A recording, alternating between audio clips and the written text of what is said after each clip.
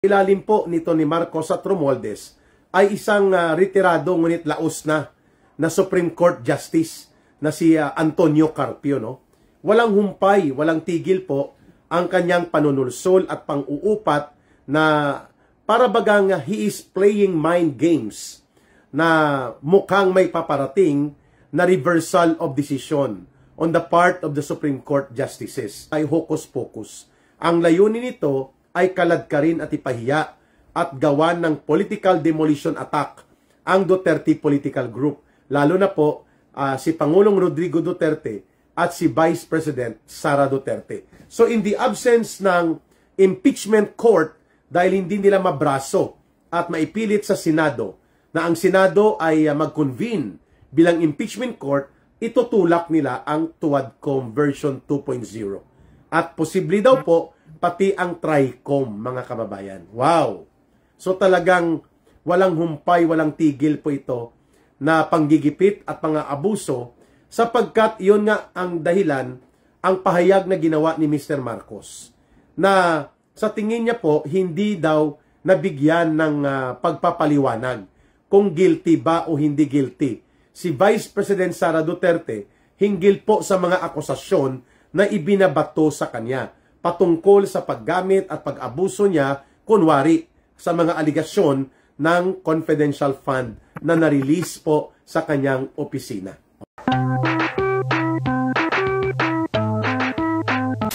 Hindi po maampat-ampat, hindi po mawala-wala, itong walang tigil na pag-atake pa rin po kay Vice President Sara Duterte ng mga puwersa na tinatawag nating political mercenaries.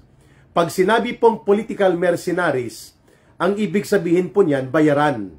Sila po ay ginagamit, hinahire, at inuupahan ng kanilang serbisyo para mag-atake, mang-upat, manggulo, manulsol, at mang-intriga. Yan po ay ang mga kagaya ni Risa Hontiveros at mga kasama niya sa grupong hilaw na komunista, ang grupong Akbayan. Kasi yung sa mga komunista po, ang grupo nila ay Anak Bayan. Magkaiba po yung Akbayan at Anak Bayan. Pero pareho lang po ang kanilang tactical na agenda. Atakihin, pasamain, at igawan po ng political demolition job ang mga Duterte political camp. Yan po ang pagkakaisa ng mga hilaw na komunista at ng mga teroristang komunista. Kasama po ang mga surviving political zombies ng Dilawan at Pinklawan, kagaya nila Lola Layla de Lima. So lahat sila ng ito ay tinatawag po na mga bayaran na political operators or political mercenaries. Sila po ay nasa pamamayagpag, nasa proteksyon at pinupunduhan po yan ng grupo nila Marcos at Romualdez. Alam po natin yan, hindi naman po ipinanganak ang taong bayan at ang mamamayang Pilipino para kahapon lang na para hindi nila maintindihan ito. Ang isa sa pinakamaingay ngayon na political mercenary sa ilalim po nito ni Marcos at Romualdez ay isang retirado ngunit laos na Supreme Court Justice na si Antonio Carpio. No? Walang humpay, walang tigil po ang kanyang panunulsol at pang-uupat na para bagang he is playing mind games na mukhang may paparating na reversal of decision on the part of the Supreme Court Justices. Kaya yung mga headline na pinapalabas tungkol sa kanya nitong GMA, ABS-CBN, Rappler, TV5 at iba pang mga malalaking corporate media na kinokontrol ng mga oligarkong barkada nila Marcos at Romualdez, pinapatula nila itong mga mind games na inilalabas ni Antonio Carpio as if siya ay miyembro pa rin ng kataas-taasang hukuman. Sinasabi niya na kapag lumabas daw ang reversal of decision ng Korte Suprema, as if may alam siya, as if ito ay kanyang po-project, no? As if he is able to project na talagang mangyayari itong pagbabaliktad, no, na malabo ng maganap at mangyari sa naging almost unanimous decision ng Korte Suprema, pinapatula naman po ng malalaking corporate media ng mga oligarko. No? Kasama na dyan ang mga media na kontrolado mismo nila Marcos at Martin Romualdez, no? So paano po magkakaroon ng reversal o pagbabaliktad sa naging desisyon ng Korte Suprema?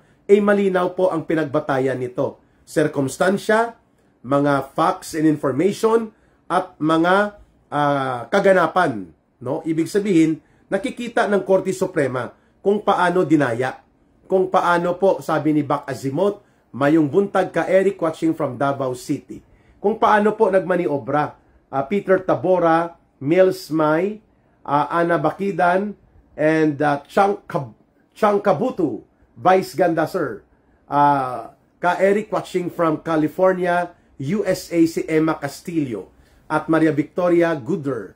So, these are only mind games being played by the political mercenaries. Ito pong mga pahayag na inilalabas ni Antonio Carpio.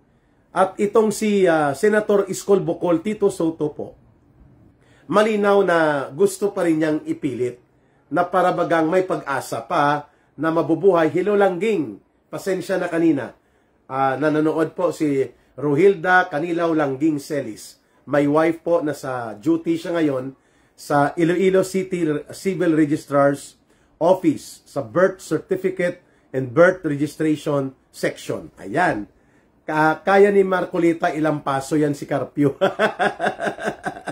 Opo, sapagkat hindi naman po garantiya na naging Supreme Court Justice itong kulukoy na si Carpio, ay magiging matino na rin ang kanyang mga pananaw. No? Alam natin na siya po ay nilalamon ng kanyang political bias. Matagal na po gusto niyang maging Chief Justice noon pero hindi siya napagbigyan. At dahil dyan, mayroon po siyang mga axe to grind laban po sa Duterte political camp. No? Lynn Tasha and El Monge, boycott Vice Ganda, ay matagal ko na pong hindi yan tinitingnan, pinapanood at hindi ko po yan sinusundan. Si Vice Ganda na yan. No? Wala pong mabuting ehemplo na ipinapakita yan sa taong bayan. Pero just the same po, he is or she, whatever the gender or pronoun reference, itong taong ito, tao ba ito? Tao pa ba ito? Itong nuknukan ng kabastusan at mapanghamak at mapang-insulto. Ka Eric, buhay pa po ba ang SMNI? Buhay pa po. Wala lang po siyang TV broadcast. Nandyan po siya sa cable, I think, mayroon po, at sa Facebook at YouTube. Kaya nga po, dahil ang kanyang SMNI franchise ay 2044 pa. Pero itong kulukoy na Marcos at Romualdez na gobyerno, hindi po pinapayagan na mag-ere sa telebisyon at hindi po pinapayagan gamitin ang mga transmitter ng SMNI. Bagamat ang franchise ay valid pa until 2044. Pero hindi po binigyan ng permit to operate ng NTC, ng National Tyrannical Commission ni Marcos, ang SMNI. Okay. So, wag niyo na pong pansinin si Vice Ganda. That's the long and short of it. Hindi naman po siya signifikante o mahalaga para sa buhay ng ating bayan. May press con si Bongbong Marcos ngayon, panibagong kalokohan na naman yan. Ka Eric, of course, sigurado tayo dyan, na wala naman tayong makukuha at mahihita. Hello po sa lahat. God bless, sabi ni Langging. Thank you, Langging, for supporting our live stream sa mga nanonood. And salamat for standing up for the family. At bagamat mapapalayo na naman si Ka Eric, ay nandyan ka pa rin sa ating pamilya, sa ating mga anak lalo na. Merna Danielson from Jensen. Okay? So, wag nyo na pong patulan itong si Vice Ganda, sapagkat hindi naman po nakakabuti sa kabuhayan at kalagayan ng sambayan ng Pilipino. Itong abusado, mapanghamak, mapang-insulto at balasubas at bastos na sabi ni The Perfect Moment, dakilang tikbalang lang naman yan ng Vice Gaga. Kaya nga hindi ko yan tinitingnan. Hayaan nyo po siya. Ang karma niya ay darating din po. May katapusan din ang buenas niya. No? Maria Victoria Gooder. Hindi niya deserve na mabigyan ng pansin ng karapat-dapat para po talakayin natin. Kagabi diniscuss ko na po siya na ang taong bastos at walang mudo at ang ugali ay ugali talagang masama, masama ang kalooban yan. Kaya we do not expect something good to come out dito sa kulukoy na to, no? Na si Vice Ganda, no? Hayop yan ka, Eric, hindi yan tao, sabi ni Bilis Kilos, LDS. Alain Pedrizuela. Good morning ka, Eric, and God bless you more. Thank you po. Okay, so maliban po dito sa mind games na gustong palabasin ni Carpio at ng mga media handlers niya, kung kaya po siya nakakaland, no? Sheila TV, Lady Sheila TV from Japan. Thank you po. Ang kanyang ginagawa po ay nagkakaroon siya ng public opinion conditioning na as if may pag-asa pa ang imbalsamado.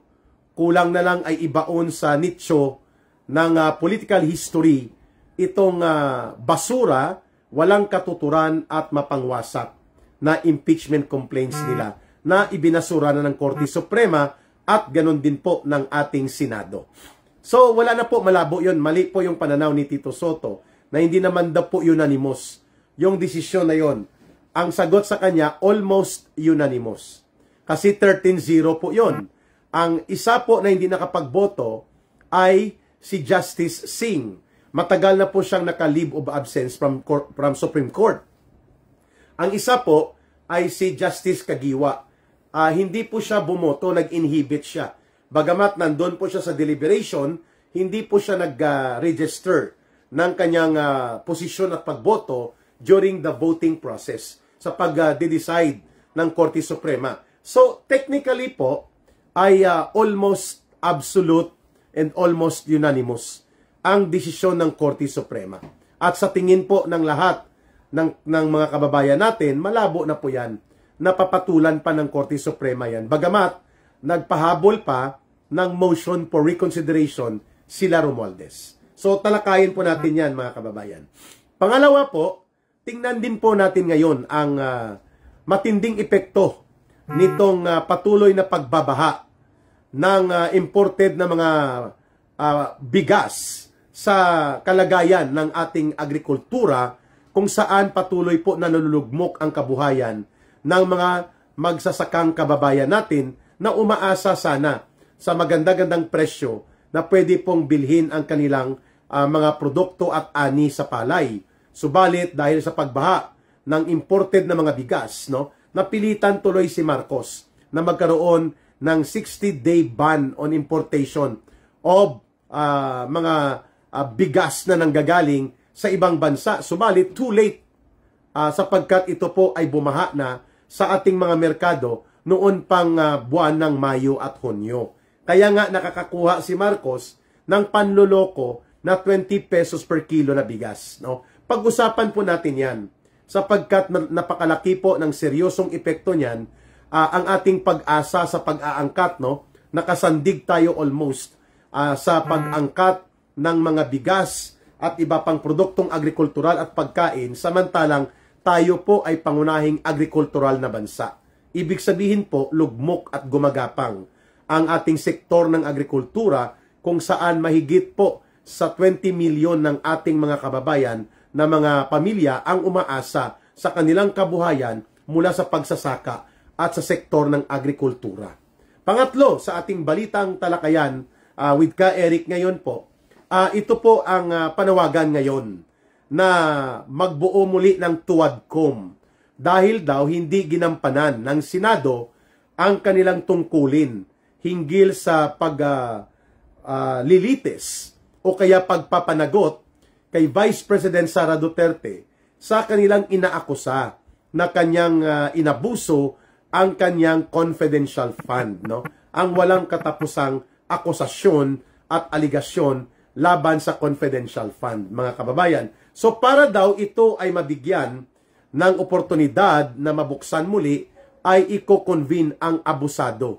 At napaka-delikado po na gumamit na naman ng instrumento ng Kongreso para labagin ang mga karapatan ng mga resource persons, at nakita natin na ito po ay hocus-pocus.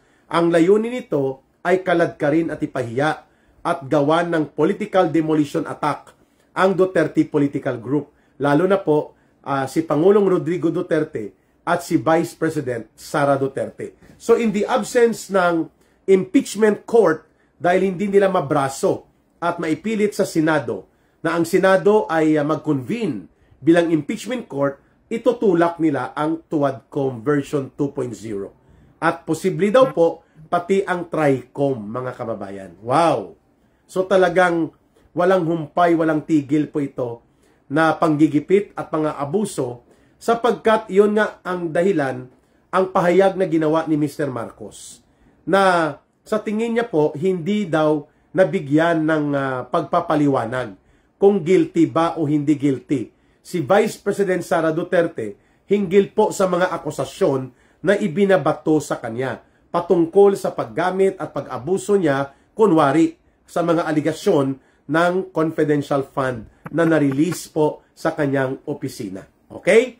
So, ito po yung pag-uusapan natin at of course, pag-usapan din po natin itong napipintong mga pagbubuo daw ng litisin si Sara Duterte at papanagutin ng mga grupong galamay ng komunista. In fact, tuloy-tuloy po ang kanilang pressure dyan sa labas ng Korte Suprema upang magkaroon ng pag-iingay at kunwari ay may pressure sa iba't ibang sektor na sa totoo lang sila-sila din po ito. Mga political mercenary operations po ito na pinupunduhan nila Marcos at Romualdez para magkaroon ng tinatawag na semblance of public pressure at the Supreme Court para kunwari ay magkaroon din po ng epekto sa Korte Suprema, sa mga mahistrado na baka sakali pang i-revisit nila ang desisyon sa almost unanimous na pagbasura at pagdeklarang unconstitutional ang articles of impeachment. Kaya tuloy-tuloy ang pagbuhos ng pondo sa mga grupong ang kanilang negosyo po ay ang paghahakot ng mga tao para magkaroon ng rally. Ayan. And of course, nalalapit na rin po mga kababayan ang reading of the complaints and charges on the Chamber of the International Criminal Court laban kay Pangulong Duterte. Nakatakda ito initially September 6 and 7, no? Subalit may natanggap tayong ulat na baka ma-move sa September 22 and 23. So wala pa pong final date pero buwan po ng Setyembre ang binabanggit na pag-convene ng ICC Trial Chamber para po mabuksan at mailahad ang mga akusasyon at iba pang mga bagay may kaugnayan po sa pre-trial presentation ni Pangulong Rodrigo Duterte doon po sa ICC. So abangan po natin ito sapagkat may inihahanda na mga malaking pagkilos mga kababayan. Ang ating mga kapwa Pilipino, mga kababayan natin, mga overseas Filipino workers, pati mga Filipino expatriates, no? Hindi lamang po sa Netherlands, kundi sa iba't ibang panig ng mundo and of course, even dito sa Pilipinas. Okay? Let's start sa ating balita at talakayan. Okay, unahin po natin itong pakialamero at manunulsol at mang-uupat na political mercenary na nagngangalang retired Supreme Court Justice Antonio Carpio. Malinaw po na ang layunin nito ay public and mind conditioning. Malabo na po yan na baliktarin pa ng Korte Suprema because there are no new arguments or no new discovered position na mag-reinforce nitong kunwari ay nag-motion for reconsideration pa ang grupo nila Martin Romualdez. Formalidad na lang po yan, no? Mas maganda nga kung hatulan ito ng Korte Suprema sa pinakamadaling panahon para tuldukan na at ibauna ang panghuling pako sa kabaong nitong basura na impeachment articles na ito, no? At para po maging relevant ang pagiging political operator at ang pagiging bayaran na political mercenary nito ni Antonio Carpio na dating Supreme Court Justice, panay po ang ingay at pa-interview niya, mga kababayan. Alam niyo po ba na halos 75% na ng mga malalaking media, dyaryo, telebisyon, pati mga media outfit ay may interest na po si Martin Romualdez, no? May binabanggit siya na ito ang ginagamit niya parang media umbrella unit o business enterprise niya. Itong PCMC, no? Philippine Collective Media Corporation. PCMC. Itong PCMC po, ginagamit ito ni Martin Romualdez para yung mga interest niya sa ABS-CBN, sa Philippine Star, sa Inquirer at iba't ibang mga media ay magagamit niya para sa propaganda operations. Kaya po wala tayong makikita na mga mabuti at balanse o objective na mga balita na binabalansi po ang paglalahad ng mga ulat tungkol sa kaganapan ng mga impeachment articles na ito, desisyon ng Korte Suprema, pati po ang mga desisyon ng mga senador. Halos po lahat ay nakapanig doon sa mind conditioning games nila Romualdez, na mga tauhan niya, including itong si Tony Carpio. No, na ang lumalabas, ang ibinabalita po, yung mga gustong ipako sa krus. Ang mga Duterte, lalo na po si Pangulong Duterte at si Vice President Sara Duterte. Pero sa malawak na social media na hindi nila kontrolado, iba po ang nakikita at nababasa.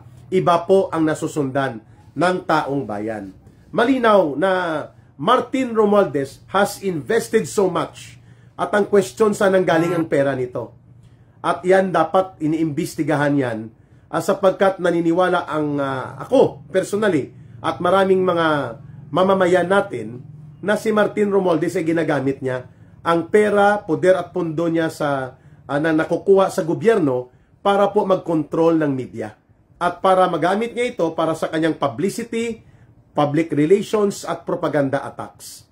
Kaya, bidang-bida dyan sa mga media na yan, TV5, ABS, GMA, Philstar, Inquirer, Rappler, iba pa, pati mga dyaryo, mga tabloid, bidang-bida po dyan ang mga diskarte ng mga political operations attack and propaganda attack na inilulunsad ng mga kaalyado at katropa ni Marcos at Romualdez. Samantalang halos hindi po napapakinggan ang side ng mga Duterte at kung maibalita man sila on the very negative light.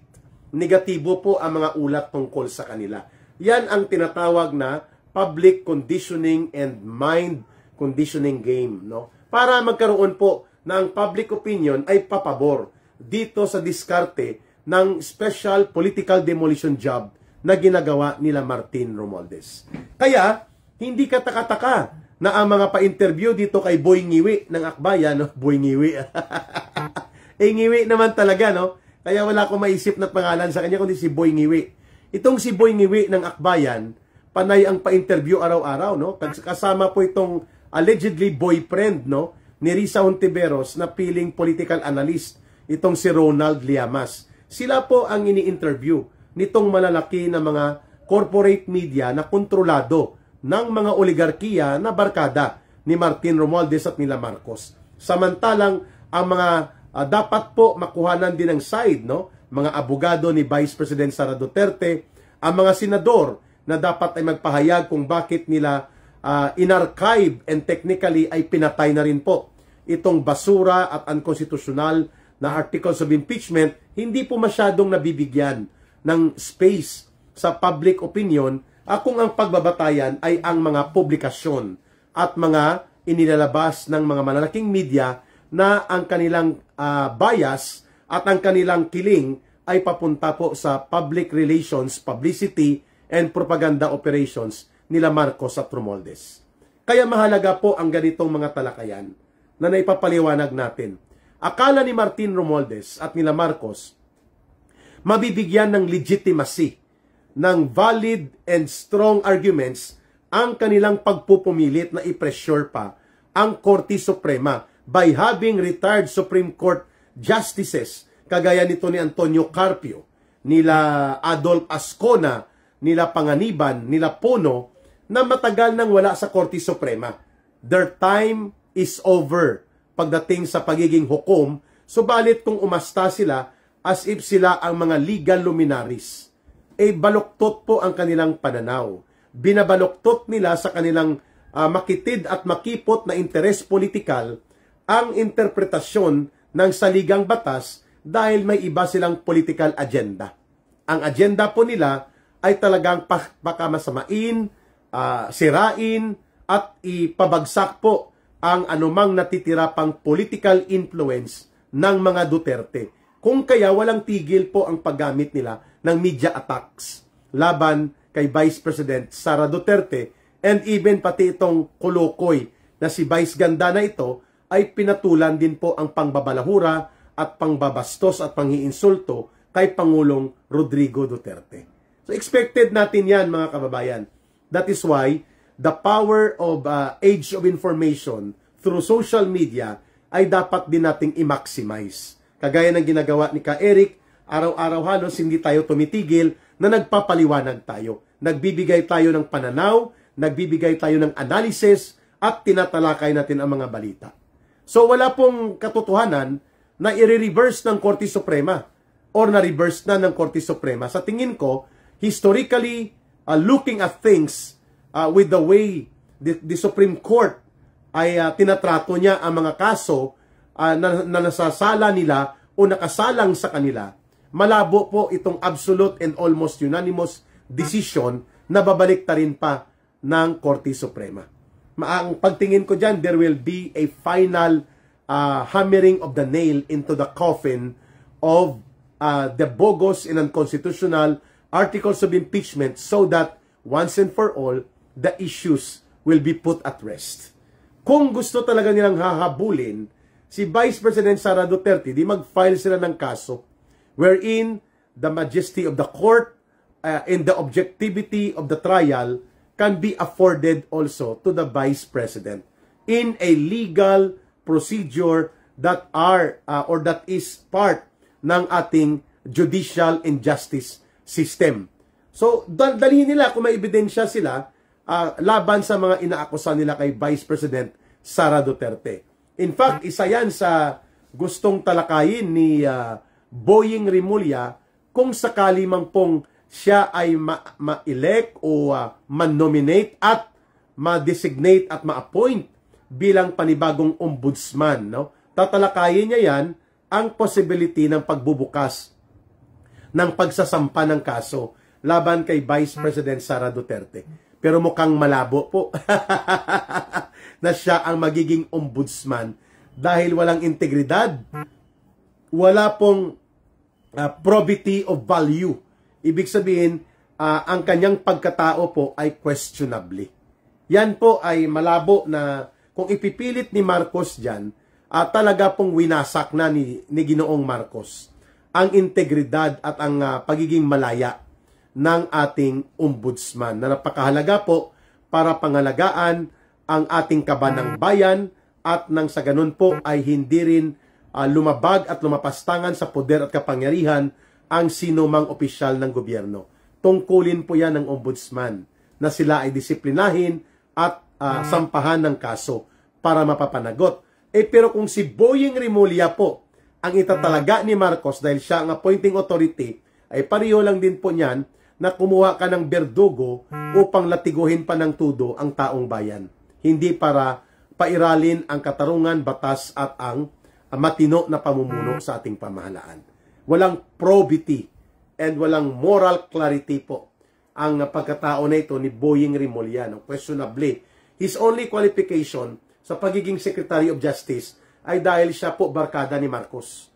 Barkada, no? Personal friend, no? Pero kung matino at maayos at talagang matatag at may maayos na background at kapasidad, mas marami pong matino at maayos na mga abogado na pwedeng maging Justice Secretary kung hindi po ganyan ang batayan ni Marcos sa pag-appoint sa kanyang mga kaibigan at mga barkada sa mga sensitibong posisyon. No? Kagaya din po dyan sa pagkaka-appoint kay John Vic Rimulya sa DILG na alam natin po puro ito mga politiko at may sarili na at kanya-kanyang mga interest political na pinapangalagaan. And then ilalagay mo sa DOJ, sa DILG.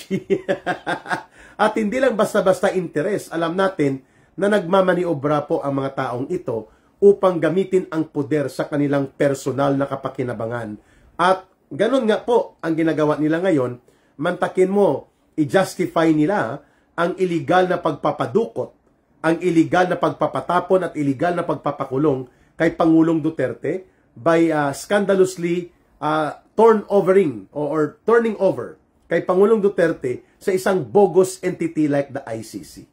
Kaya, malinaw na ang itong mga lumalabas na balita na hindi pa patay ang impeachment complaints at posibilidad na mapakonvict pa si Sara Duterte, yan po ay mga mind conditioning. Yan po ay mga public opinion operations.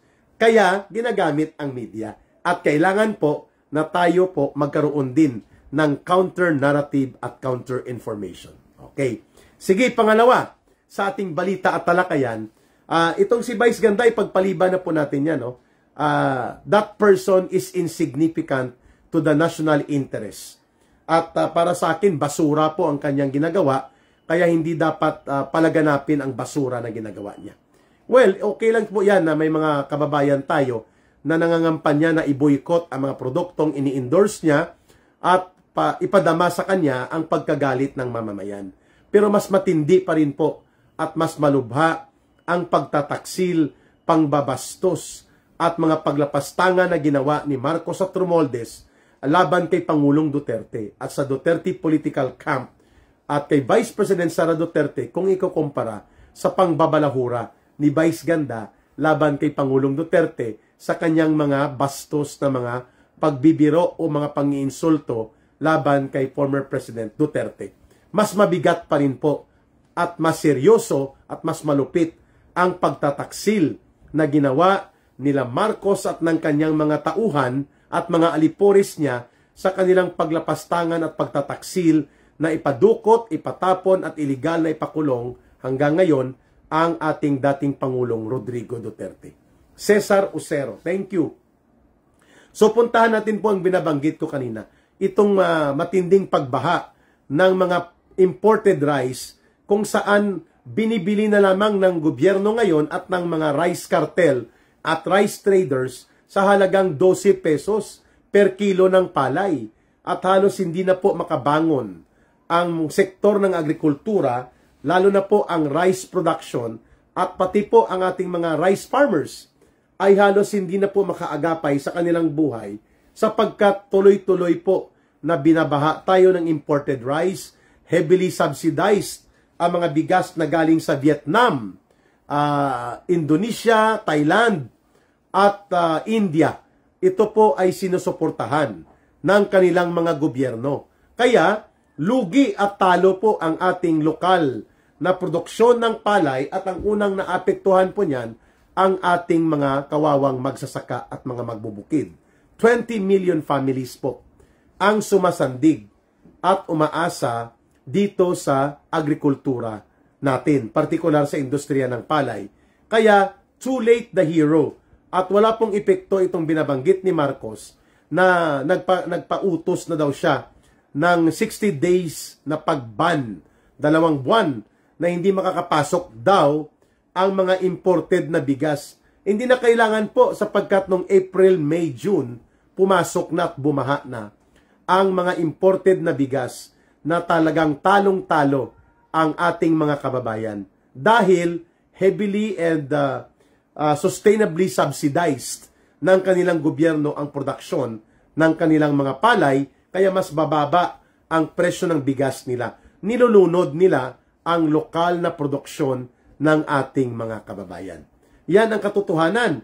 Kaya, ngayon kung titingnan po natin ang kalagayan ng mga magsasaka, magbubukid, mga manggagawang bukid na mga Pilipino, halos 70% ng kanilang kabuhayan wala na, lugmok talaga.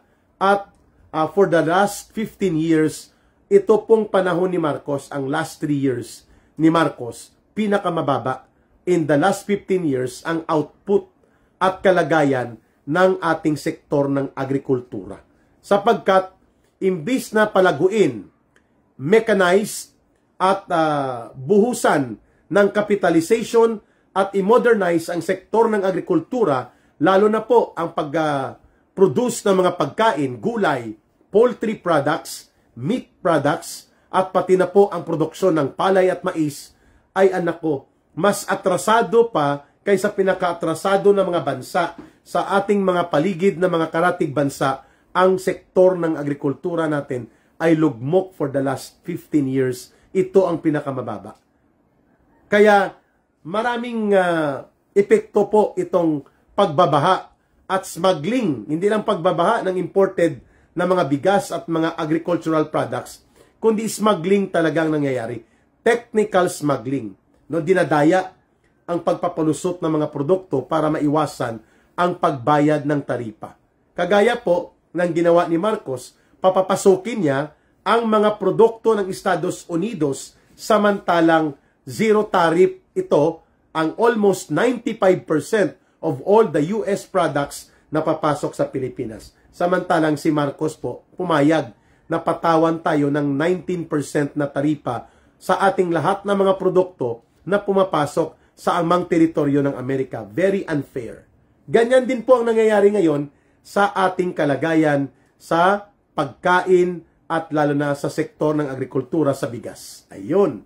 So abangan po natin kasi talagang milyong-milyong mga Pilipinong magsasaka po ang naapektuhan ng pagkalugmok ng presyo ng kanilang mga produktong palay sapagkat hindi na halos binibili ito ng gobyerno. Ang malala pa ay halos baratin ng turutudo ng mga rice merchants at mga commercial traders ng bigas, pati mga rice cartel. Kaya, wala pong pinatunguhan ngayon ang anumang ani ng ating mga magsasaka, lugi at lugmok pa rin po ang kanilang sitwasyon.